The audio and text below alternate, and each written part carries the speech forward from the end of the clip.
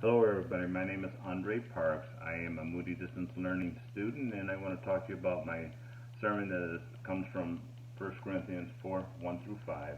And my big idea is man's judgment is worthless compared to God. And so, the movie that I think that really relates to that is a movie of this young man who grew up in Joliet, Illinois, who had the dream of always playing for Notre Dame football team. His father, family, and friends thought, you're just not big enough. They laughed at him. They thought, wow, this kid does not have the stature, doesn't have the size to play for Notre Dame. And not only that, he doesn't even have the grades.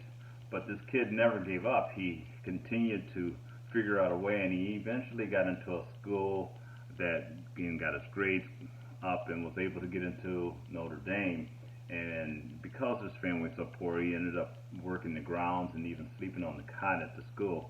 He tried out for the football team, worked really hard, and ended up getting on the practice team.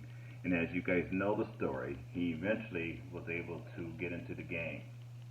And so with that being said, the first ingredient that we always look at when we look at a person, we look at the exterior features, and then we look at what they're doing. We look at maybe the job that they have, or again, their grades. But yet we're missing the key ingredient that God looks at, and that is looking at the heart.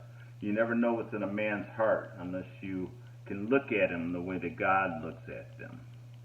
And so Rudy had the heart that enabled him to get past the exterior and get him to the place where he wanted to be, and that was being able to play Notre Dame football. So that should give us a lot of insight